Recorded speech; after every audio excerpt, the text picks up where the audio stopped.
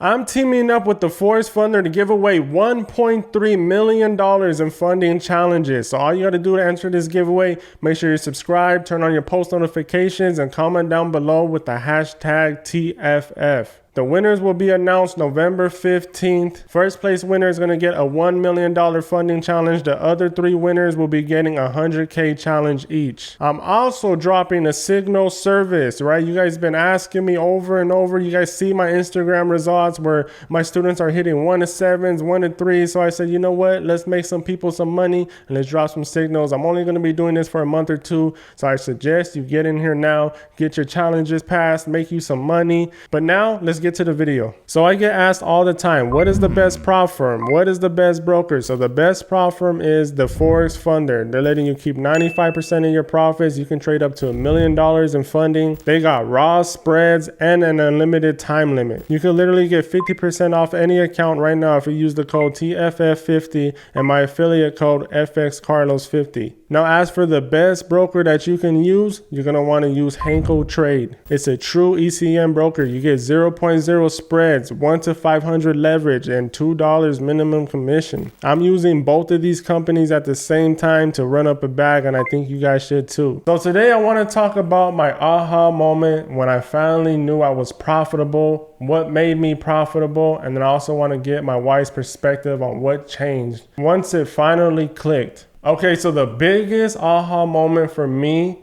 was when I learned about supply and demand. Now, up until this point, I thought support and resistance was the king holy grail strategy. I thought this was the only way to make money. And I thought I knew everything about the charts. Like, I studied everybody's course. I've been trading for years and years. I kept telling my wife, I know everything about Forex. I know how these candles move. I know the story that they're telling, but I just cannot be profitable. So once I figured out supply and demand, it just clicked instantly. I was wrong about everything. The market is being moved by supply and demand on the higher time frames, on the lower time frames. Once you learn how to spot this and you start noticing where the big players are entering the markets, those are the people that push the market a certain direction. Us little traders trading a 100K account up to $1 million account, we're not moving it a pip. It's these big traders that are putting billions and trillions of dollars. So we need to be riding their wave, right? We're not moving the markets. We need to just hop on the wave when a big whale comes in and pushes the market a certain direction. So once I figured this out, I just went crazy. I started researching, taking every course I can, because it just opened my mind and I knew this was it. And that was my aha moment. And that led to me figuring out that, you know, you don't need to trade so damn much. I see people taking 10 trades a day, trading every single day, Sunday through Friday. That's not what it is. You got to wait for the perfect trade and enter that shit. And that used to be you. Yeah, that was me for sure. Like, I feel like everyone asks you this. I don't know if you've answered, correct me if I'm wrong, but was it hard for you to like forget everything and like start fresh? Oh man, that's a good question. It was so hard because, you know, you know how hard I studied these courses. Yes, like years, yes. 2 years. Yes, like I was locked in 24/7 studying these courses. Like, it was so hard to unlearn these things, these bad mistakes and bad habits that these traders taught me. It was, man, that's a good question. It was so hard. Yeah, because I've also know like people are stubborn. Yeah. And I feel like, especially if you've put like years and years and years of studying and dedication and like work ethic and all that, and then it's like you have to relearn the whole strategy. I feel like that's where a lot of people do fail, like traders, because they're not willing to erase 2 years. They're like, no, let me make it worth it. Like, let me make it work. And that's how they fail, because it doesn't work. Yeah, because you got to think about all the money, all the depression, all the struggles you went through just to learn what you know. And then you got to be like, you know what? This shit is all bullshit. And then it really starts to mess you up when you're about to enter a supply and demand trade, and then you see a support and resistance, or you see a trend line and you're like, oh no, but I've been taught for 3 years, if I see this, don't enter a trade. So then it starts messing with your psychology. You start entering trades and getting out early because it might reject that trend line for 1 second, but really it's just going to blow right through it because supply and demand is king. You know, it's way stronger than every other strategy. So yeah, that was a good question. So I guess my follow-up question to that one would be, so do you, like, in your mind, do you think that's why people or traders are unsuccessful, because they won't give up their previous strategies? Like, they take it too personally, I guess you would say? Yeah, I know that's one of the number one reasons, because I get all these students that join the mentorship and they're just like, they can't let go of what they learn. I tell them this is the way I do breaking structure. They do it the other way. And it just takes so long for them to understand it. And once they finally follow my way, then they're like, oh my God, and now it's working. Everything you said is working. It's like, bro, because I told you. They taught you wrong, bro. Like, they taught us all wrong. Everybody is learning from the same mentors that are not even traders themselves. So then we start following their rules and their criteria, and we all end up losing. That's why there's 98% of failures, right? Because we're all learning from the same mentors. We just looking for the biggest YouTuber, and we automatically follow them, and that's not what you should be doing. So for your aha moment, do you think that's where like everything changed? Like, how did your mood change? Like your life, basically, how did it all end up changing? Yeah, well, everything changed. First of all, I was pissed off because I felt like I was fed a lie for 3 years, and I just spent $10,000 on courses for nothing. But then, I started thinking about, well, I'm sure I learned something, right? There had to be some type of value in all these courses that I took, right? I feel like that's everyone's thing. Yeah. Like, there has to be something. Like, no way did you spend like 2+ years studying that. No, on some people, I just deleted everything they told me from my head, bro, because I was like, y'all cap. But for the majority of them, I always took one piece. Like I always say, I got my breaker structure from Lamo Raul, right? I got my high risk to reward from Mamba FX. I got supply and demand from Doyle. So I took pieces from everyone. I even got like my support and resistance stuff like that from Nick Sean, but I use support and resistance for TPs now. But all of that, I put all that together with supply and demand and a couple other things, and it just changed overnight. Like I remember I was winning big trades, like huge trades, like back to back, and it was like really crazy, and we kept waiting for the other foot to drop. Like it always happens, bro. I'm always like profitable for a week or two, and then boom, I can't win another trade. So me and her, we're just like, okay, well, this is good. We're not getting too excited, right? Because it's like I'm winning big trades. We're like, how long could this really last? Remember when we would even be like, oh, it's not going to do it in summertime, or summertime we won't trade. Yeah, we had all these damn rules and like just trying to get ourselves ready for failure. Like, oh, it's going to be the summer, or it's going to be this week because of NFP. Like we always trying to prepare ourselves for the losses that are supposed to come, because they usually do come. But this time they didn't come. So what was the moment that clicked for you that, okay, he's actually doing this shit? Like this is real. This is not one of them fake times where it works for a little bit and then it stops working. Like when did you know, like, oh shit, this is serious? Was it a payout? What was it? Honestly, for me, is when you had multiple funded challenges under your belt. Yeah, facts. Because sure. We couldn't keep not one. Like if he had one, he would lose it. You would lose it like right away. Like either news or the strategy wasn't working. Like it was always something. So like once we passed that, like I want to say even like week mark that you were like on it and like being profitable and stuff, that's when I was like, okay, like maybe I'll start believing you that we're going to move out. Yeah, fact. Because I was always saying that. We were always talking about that everywhere we go. Can't wait till we move out. Can't wait till we do this. Can't wait till we buy her father a car, in which we just did that shit 2 days ago. We just did that. Just bought him a new car. You did that, babe. Yeah, that shit was crazy. I was happy. He hugged me, bro, and he didn't want to let go of me. He was like... Yes. It wasn't planned. I feel like if it was planned, we would have been like more prepared for it, I guess you can say. But it was like so unplanned because his car was giving out. Yeah, like he pulled up on us and it just smelled so bad, like exhaust, like carbon monoxide. Like I was telling him, I'm surprised he's not like poisoned. His eyes were red and irritated, like from it was just bad smelling it. So it didn't have AC, so he had to have his windows rolled down. And he works outside. Yeah, he's a gardener, so he works outside, and then all that smoke going into his eyes.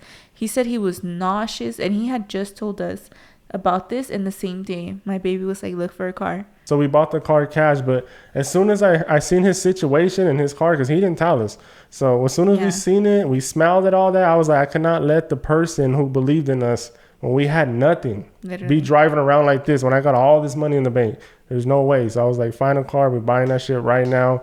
We told him that we need him to go pick up a table with her. Oh my gosh, he was so mad. He was so mad, bro. He was tired after work. He's like, it's late, I'm supposed to be going to sleep. And she was like, no, I need this table. So he came again.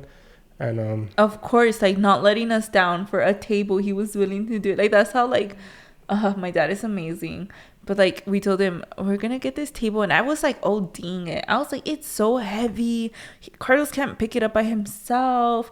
Like, he needs help. And my dad, like, obviously he just worked. He's tired. He's just telling me how much smoke gets in his eyes, and he's like, she wants me to drive out here with this car. So we're gonna enter a clip where my wife tells him that, you know, you're here for a car, you're not here for a table. You're gonna see his facial expression change. Now, this was not planned, so we didn't have a camera. We did this on FaceTime.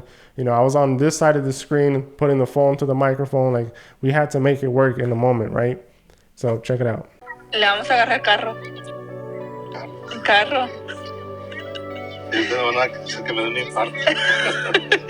thought we were going to give him a heart attack. Estamos aquí por un carro.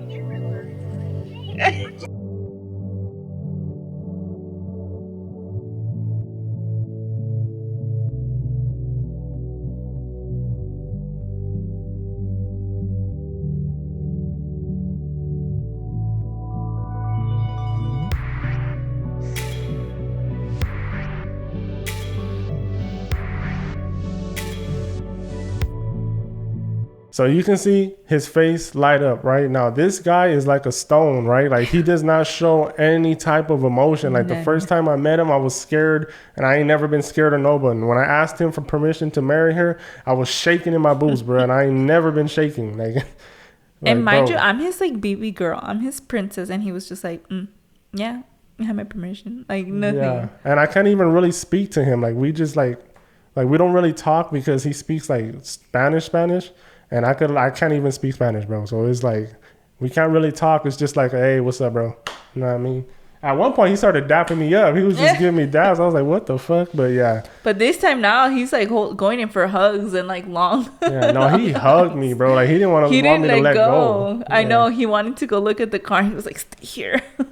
Yeah, so that's how he shows it. Like, he don't really like say much, but he'll show you, like, you know what I mean? Yeah, and then the next day he calls me. He's like, I'm so speechless. Like, you guys are gonna give me a heart attack. Like, you don't know how much I needed this. I don't know how to repay you. And we're like, we're repaying you. Yeah. And I don't think he understands that. And I'm kind of the same way with like the emotions. Like, I won't tell him like, oh, I appreciate you for helping me and believing in me and stuff like that. But instead, I'll buy you a car. Like, it's just I guess that's the way men do shit.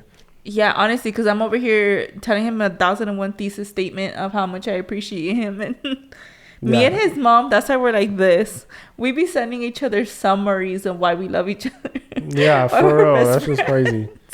But he was so happy. He ain't never had a car that was pushed to start. Like, he was so happy. It was a vibe. I really like giving back, bro. Like, we do so much shit. Like, we help our parents all the time, but we do other stuff. Like, we never even talked about when we helped the church get new floors. Like, we just always do stuff. Like, because God bless me, so I be trying to bless people. I give so many people free courses and free mentorship. And I do all types of shit that I don't speak about. Yeah, because it's like, I think it is good to say it, because then I feel like it attracts more blessings as well. Yeah, it does. Mm-hmm. Yeah. And I feel like we just don't, I mean, we want money, but we don't care about it to where it's like, we're not going to help no one. Like, it's just like, I don't care, bro. It's $1,000. Like, I'll make that shit in a minute. Yeah. His mom shopping with $1,000. Yeah, we give my mom a whole makeover. Like, yeah, we're just doing fun shit now. She's a whole new vibe now. She got her hair done, nails done, whole wardrobe makeover. And she's loving it, huh? Yeah, like now when she tells me that she's proud of me, like I know she means it. Like before, she used to tell me that when I was broke as hell, like, hey son, just know that I'm proud of you. And I know you lying to me, bro. Like you're not, what is there to be proud of? And it used to actually just hurt me and like put me in like a small depression for like an hour. Like I know you don't mean that shit. But now she means that shit, bro. She like shows me off and all types of shit. But yeah, I just trying to let you guys know, you know, what happens when you really trade Forex. Like your whole life changes. You become a blessing in people's life instead of a burden. Yeah, like there's nothing special with us. Like if I feel like he can do it, like everyone can do it. Yeah, like, facts. That's true. Yeah, like there's not, we don't have money. We don't come from money. It's not like, oh, you know, we invested money to make money. Like we come from like flat and broke. Like we literally made ourselves into what we are now. Yeah, and I didn't even go to school, so you can't even say that. I went to like 9th grade. That's it. But anyways, let's get into these Q&A questions because I know you guys want them answered. So let's get to it. Okay, so one of the questions is from Mr. Panda Pan 321. Talk about future goals and plans. Love the YouTube, bro. Keep it up. So my future goals and plans right now is I'm focusing on building my credit, right? I want to get some crazy personal credit and then get some crazy business credit so I could buy some apartment complexes and just, you know, take me to the next level. But yeah, I'm focusing on credit right now because you can make a lot of money with credit. And I have such bad credit, bro. Let me tell you, bro, you can't get any worse than the credit I have right now. Let me show you my credit. Then we have. Yeah, tell him. Because it's not even just him. Because then I could, have picked up the slack. It's like, it's both of us. Because I was using both of our credits to get credit cards and to pay for funding challenges and these courses that didn't work. Also, because we used my dad's credit and we didn't mess up his. Yeah, thank God. It was close, though. We were close to messing it up. Yeah, literally. But both of our, oh my gosh, babe. You're worse than mine. 451. I got 11 charge-off accounts, bro. Like, there ain't no saving it. Good thing I reconnected with my boy, and he's about to fix my shit. I'm going to let you guys know in about a month how everything goes. If it goes good, I'm going to put you guys on.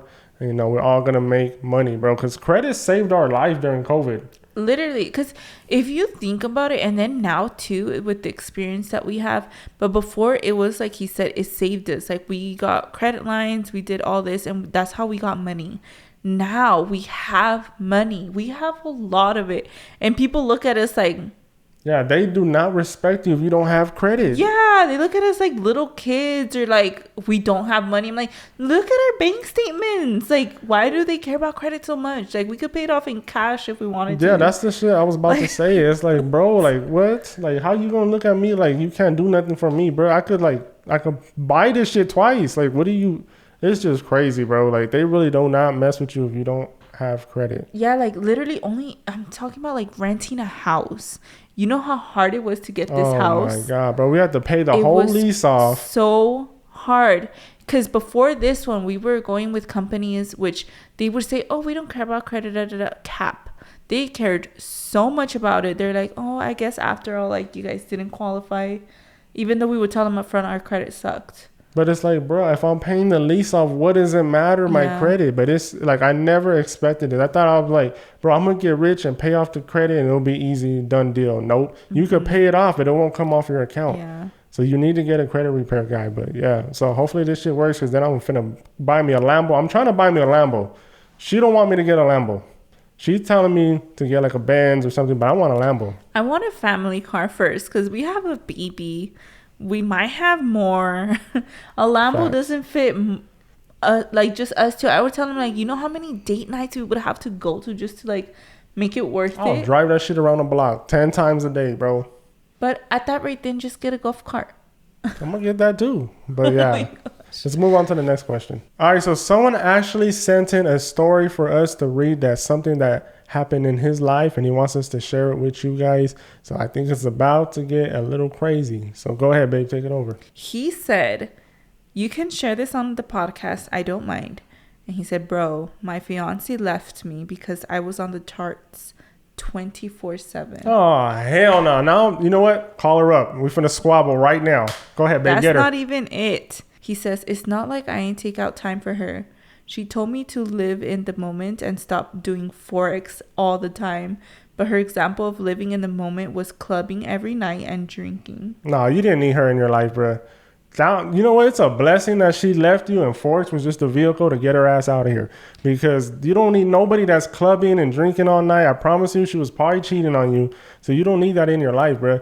And I know it's probably hard right now because it's fresh. The wound is open. But, bro, when you start making all this money, she's going to be begging you to take her back. And you just going to stun on her with a new diamond Cuban, a new whip, and a new bitch. So it's finna be lit, bro. I'm telling you right now. Money brings everything you want. Like, there's nothing wrong with doing that. But if she's saying that she wants to do that all the time, then it's like, I feel like, do you even have, like, goals? Yeah. Like, is she just comfortable with where she's at? Well, he's not even done yet.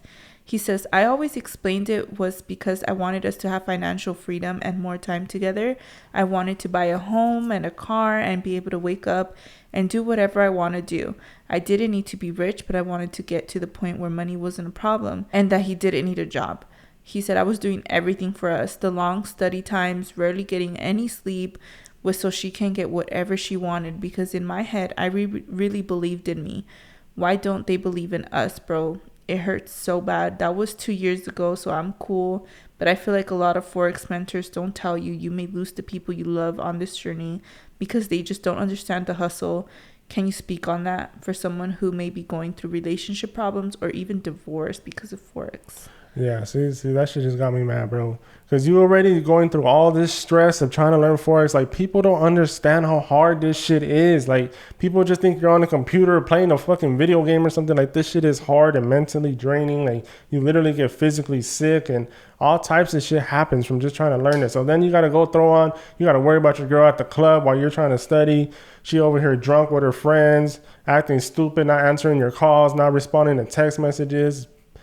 3 o'clock in the morning, like, nah, bro. I'm glad she left you, bro. Are you okay? No, but that shit got me mad, bro. I hate when girls be clubbing and all that shit, bro. Like, I'm trying to build an empire, and you over here trying to get drunk and go to the club and dance so people can look at you like, bro, come on now, bro. Let's grow up. Let's make some money and change our life. Like, that shit got me heated. Yeah, something that I would say, like, words of advice from my point of view, in my experience, is God literally takes away people that are hindering you, that are holding you back. So I know you, like, this might be, he said it was 2 years ago, but like, I know it might have been so painful to, like you said, it was someone you loved, but God knows your future. He knows what's ahead of you, and she was holding you back from your wife. Your wife, he's creating to be perfect for you, to love you, to support you. You don't need nobody, like he said, that is, her mind is somewhere else when you're trying to build an empire. Like, your wife is out there. Wait for her. Be patient for her. God has created her especially for you, and she just wasn't it. Yeah, and another thing too, God is not going to bless you if you don't deserve it, right? You might have deserved it, but that girl didn't deserve it. So he had to take her out your life so you can receive your blessing, because she's blocking it, right? She's doing bad shit and just ill attention. She don't deserve the life of freedom that you're about to create. So now, like she said, your new wife is going to come and she's going to be on the same level as you, the same energy and everything. And she's just going to add to your value, and your life is going to change, bro. Yeah, because it shouldn't be that hard. Yeah. Like, your wife will literally be your, like, place of relief. Like, she shouldn't be your stressor. Like, she should be your rock, as well as, like, your number one cheerleader. That's what I tried to be for him. Yeah. Like, everything that I feel like, because I saw everyone else feeding him negative and telling him, like, you need to do better, look for jobs, do this, do that, give up on Forex, stuff like that. Everything your wife was basically, or girlfriend was telling you, they were telling him. So I would tell him, like, keep going. Like, we've seen it. Like, he prayed that one time that he told God, like, let me win this trade so I know it's real. And God literally made it. I'm like, you literally asked for a specific and God delivered. Who are you to be like, okay, I quit? Yeah. You know, like, you need to keep going and do it for you and do it for your freedom. Yeah, and there's been many times where I wanted to quit. In my head, I was like, I'm done with this shit. But she would tell me, like, no, the fuck you're not. You better get your ass back in that room. Like, you don't spend all these years for nothing. Like, she would tell me, you can cry about it right now, all that bullshit, but tomorrow morning you get back to work. Yeah. And I would help him too. Even to this day, sometimes when he's not disciplined, take away his magic keys. I'll get on him too. Sometimes he would tell me, like, babe, let's not get on me too much, because I would OD it. But it's like, no, because, like, I want us to win, and I, like, see so much potential in him. Well, I saw so much potential in him, and it's like, now seeing it in, like, now, like, it's not like, oh, it's in the future or whatever. It's like, it all manifested in my eyes. It's like, this is what I always saw in you, and, like, oh, now everyone gets to see it too. You know, someone else is supposed to say oh, right? No, because in my head I was like, oh, like, everyone gets to see it. You're funny as hell, but I have my own little conversation. Yeah, and then it's crazy because everything we spoke about happens, and it's like, bro, we talked about this. Like, it's just over and over. Like, it's literally the law of attraction. I be telling you guys all the time. But let's move on to the next question. Daddy? It's a girl. Oh, okay. Silos. What? Damn, Daddy Silos. Daddy Silos. You got hey. competition. Hey. I've never had All right, competition. go ahead. Anyways, said, what background did you come from? I'm Hispanic myself, and my name is Carlos. I'm curious. Oh, I think. Whoa. Take that shit back. All right, go ahead. What's the question? Competition. What am I? He's basically asking, what am I? Yeah, what ethnicity? What's your background? All right, so I'm Mexican and Italian, and I'm 100% Crip. No, I'm just playing. But yeah, I'm Mexican and Italian, but I don't speak Italian. I don't speak Spanish. Didn't your mom say you're Puerto Rican? Oh yeah, I got a little bit of Puerto Rican sprinkled in there. You feel me? He's a little bit of everything. Next one is, how did you remain faithful to God after failure? I had no choice. I didn't have nowhere else to go. So I was like that. Like, he healed me from being sick. So that's what kept me going, because I was begging him. And eventually it came, and I knew that, okay, he's real, but he's just not going to give it to me until I deserve it, right? Until I work for it.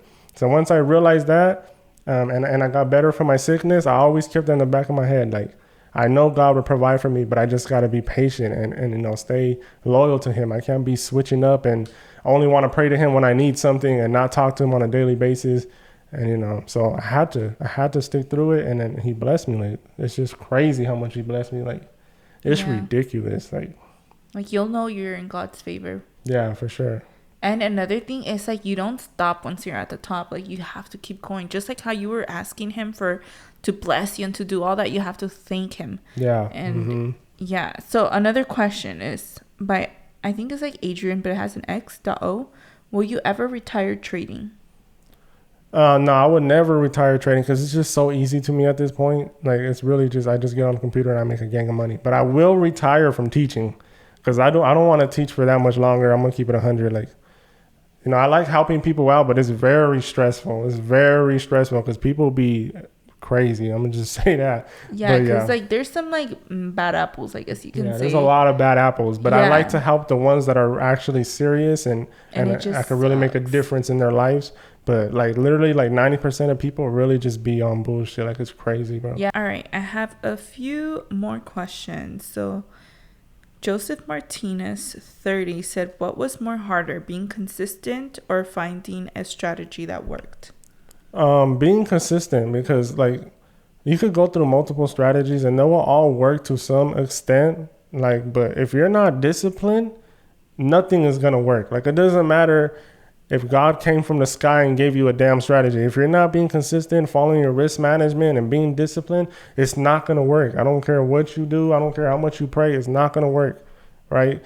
Once you start being disciplined, you can make almost any strategy work out for you, right? If you have the right risk to reward. But if you're over trading, it's over for you, bro. Like, if you blowing accounts in one day, there's no reason why you should be blowing accounts in one day. You should not be risking more than 1%. Doesn't matter if you got in too late and then you got out real fast. No, if it's 1%, you're done for the day. Okay. Another question is from Aiden.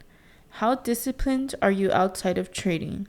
Do you drink alcohol? How many hours of sleep do you get on a daily basis? All right, so I don't really smoke or drink, right? Now, every now and then I'll go on my little moments where I'll drink a little margarita or, stuff like that when I'm live streaming. I might do a little bit of that, but on a daily basis, I don't really drink. I don't smoke at all. Like, I don't smoke. I get that question a lot. I do not smoke at all. Now, I don't smoke cigarettes. I don't smoke weed. I don't smoke crack. Nothing, bro. I don't smoke nothing. I really don't get that much sleep, but we have a daughter, so we have to sleep when she sleeps. And I got to wake up early to trade and deal with mentorship people. So I really only probably get like 5-6 hours of sleep a day. But, if that. Yeah, sometimes it gets like 3 or 4. By John P. or Gene P. Since your Forex journey to profitability is basically a battle of mastering yourself, what things did you learn about yourself during your journey? I learned that I have a gambling problem, right? I love to gamble. I did not realize this. I love to see the blue screens. So that took a long time for me to get under control because I love to be in a trade. I love trading by itself. Like, it's just a passion of mine. I just found it fun. Like, oh my God, I'm in a trade. I'm right. You know what I mean? Like, I just love that shit. So that was like a big thing. And then another thing is my mood is easily influenced by trading, right? So if I lose a trade that whole day, I'm mad, bro. I'm pissed off all fucking day. I'm yelling at the lady across the street. Don't talk to him. Don't cross him on the street. Yeah. Like, I'm not eating no type of healthy food if I lose that day because I'm mad. I'm like, bro, I lost the trade. Now I'm eating this bullshit ass chicken. Like, it was just all bad, bro. Like, I think another thing that I've noticed about you since you started trading is you're so patient. Yeah. You're so patient, especially with like teaching and all that. Like, you're really patient. Yeah, that was developed. Oh, it wasn't a given. No, it wasn't a given for sure. Or maybe dealing with you, but you got me some damn patience because you, Carlos. you know them Latinas, they be going crazy, bro. I'm very chill. Oh, please. I'm so chill. Anyways, next question. One time, right, we got in an argument. She pulled my 70-inch flat screen off the TV and walked downstairs and put it in her car. This little ass girl got the strength of a Hulk out of nowhere, bro. She is weak as hell. First of all, I'm not weak. You weak and short as hell. She picked this big ass TV I've proved. And it was back in the day when they were heavy. Like, now they make them flat. Mm-hmm. But before, they were heavy. But that was my TV, and I would be damned if you're gonna keep it. Yeah, that was ridiculous, bro. But she crazy for sure. I went like up like 2 flights of stairs. Yeah, it was crazy. And then as soon as I got down, I went to go take it back up. Yeah, It wasn't that serious. This whole thing, and then what was it over? I don't know, bro. I think I wanted like dessert. Probably you wanted some fucking food or something. Anyways, before we got sidetracked, next question is by Arthur Gono. How do the doubters treat you now? Oh man, you should see them, bro. It's crazy. Their whole attitude changed. All of a sudden, they want to talk to me. They want to hang out. They want to go out to eat. They're asking how my daughter's doing. It's all when they would never even speak to me, bro. They would never say nothing, or they would just talk behind my back. And now they're like, "Oh my God, I can't believe it!" Like it's Are you crazy. hiring? Yeah, they're trying to get jobs for me. It's crazy, bro. It's just like I already know what it is, bro. You can't switch on me and expect me to embrace you. It's not gonna happen. Serge asked, what made you realize that you needed to stop overtrading and be disciplined? My hand. Oh my God. Just kidding. Okay, so once I calculated all my wins for the month, I was like, bro, I'm up like $30,000. If I would have just followed my trading plan, I would have been up like maybe 17K. But since I overtraded every single day, I was down like $40,000, bro. And mind you, you guys, he wouldn't just overtrade on his losing days. He overtraded on his winning days, which he made into a losing day. I be telling people that all the time now. Like, bro, don't turn your winning day into a losing day. If you won, thank God, get off the damn market, bro. You're good. You won today. Stop trying to be greedy. It's not going to happen. FX2 says, how do you manage family time? I ask because sometimes I feel like I gotta study all day, and when I'm not studying, I feel restless, but then I be feeling bad for not spending enough time with the family. All right, so this part right here hits deep for me, bro, because I was in the same position. When my daughter was barely born, I was studying 24/7. I was like, there's no way she's gonna know that we're broke, right? She's a baby. She don't understand it. She gets her little milk. She's good. But she's never gonna know that we're this broke. So I was in there fucking 24 hours just studying, where I wasn't even seeing her no more. And nothing, bro. Like, I didn't see her for like a month. Like, of course I seen her because I would live with her, but I wasn't like holding her and doing what I was supposed to do. I was trying to make this shit work, right? I would only watch her when she would sleep for like 2 hours, and then I'll get right back on the charts. Like, I had to do that. And, you know, I regret it now, because like I feel like I could be closer to my daughter right now, right? But on the other hand, like, look how we live and look at how our life is now. But I just feel like now I need to spend all the time possible with her. So now I'm not spending 6-7 hours on the charts no more. Like, I set my alerts and I go hang out with my daughter. When she wakes up in the morning, I need to be right there. I don't need her to wake up and be like, where's my daddy at, right? She ain't never gonna say that. I'm always gonna be in the next room or next to her or trying to hold her and fight for her attention because she's a little brat like her mother. And she always wants me to chase her, but then as soon as I start trying to snuggle her, she's like, get off of me. So, but stay on me though. Yeah, she'll get literally, off me, but stay on me. As soon as he walks away, she'll look at him like, oh, you really gonna leave? Yeah. No, so, she's a daddy's girl. She just doesn't like to admit it. Yeah, she's crazy. She's funny as hell though. But yeah, but to add to that, also like our sleeping arrangements were different because at that time I think you were like trying to study or trade during the nighttime, and that's when Yeah, I would was try to trading London sleep. session. So it was like I barely seen them. Like I would see them when I'm going to sleep and they would wake up. Like it was really bad, but it was worth it. Yeah, mind you, I did only sleep 2 hours, so like it wasn't even like we would see each other, because I was just like baby watch, because I was scared of SIDS. Like we were Yeah. both terrified I of was so SIDS. scared of that shit. Yeah, so I was like, one of us has to be watching her at all times. That's why I couldn't sleep. It's not like he didn't help me. It's like I could not sleep. I think I developed insomnia from that. Yeah, it was So, very, very bad. But my advice to you, bro, is definitely go hard with 4H, but make some time, bro, because you can't get it back. yeah. Like I still feel like I'm trying to get those times back, even though it wasn't that long. She doesn't remember either. Yeah, she don't remember it. It wasn't that long, and I was still spending time with her. But it was just like, this is my first baby. I wanted to be there 24/7, but it was like I have to provide, bro. I have to. I think it also feels like that, even though for me, like I spent every waking moment with her.